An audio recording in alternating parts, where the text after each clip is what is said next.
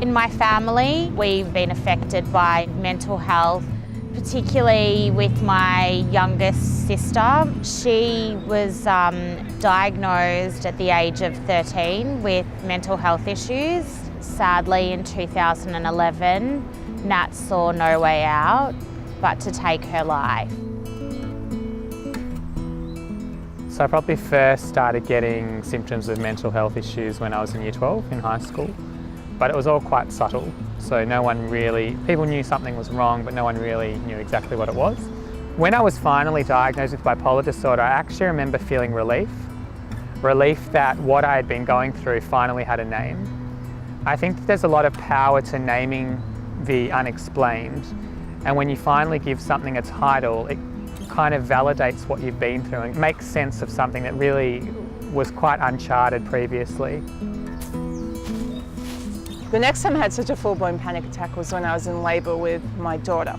After 32 hours, the doctor came in and said the baby was breech and that I'd have to have a cesarean. And right away, I felt that panic starting to rise, and I found it really hard to bond and love her, and I also didn't really feel like she was mine. My GP realised that this is something really serious, and that's when she got me admitted.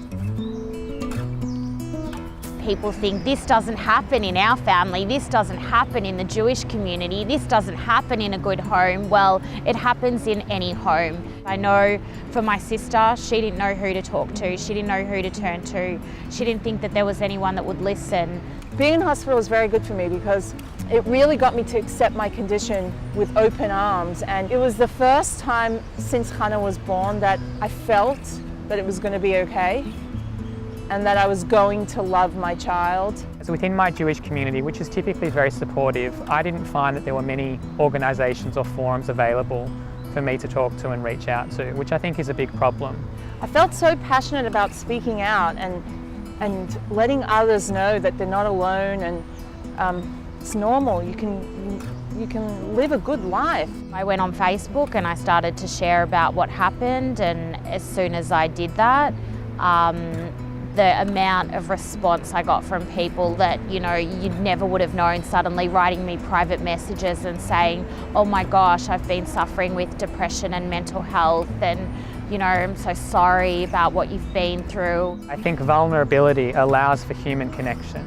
The more that we're able to be vulnerable about shameful issues or perceived shameful issues such as mental health issues, etc., only then does it allow other people to take their armour off and speak about the issues they may be going through as well.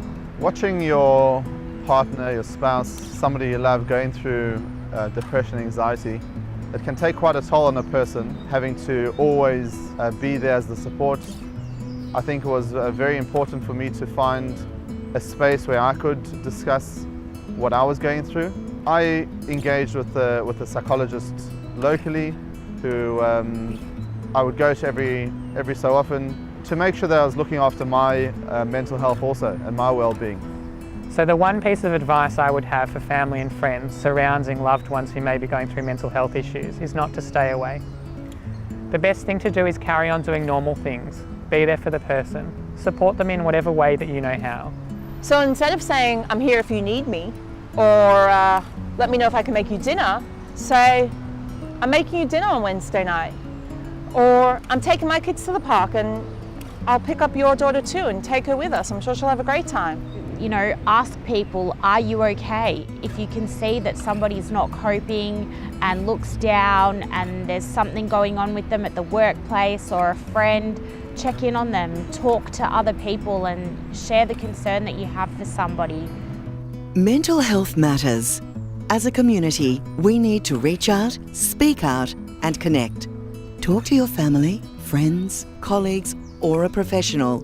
For further information or support, call Jewish Care on 8517 5999 or in a crisis, call Lifeline on 13 11 14.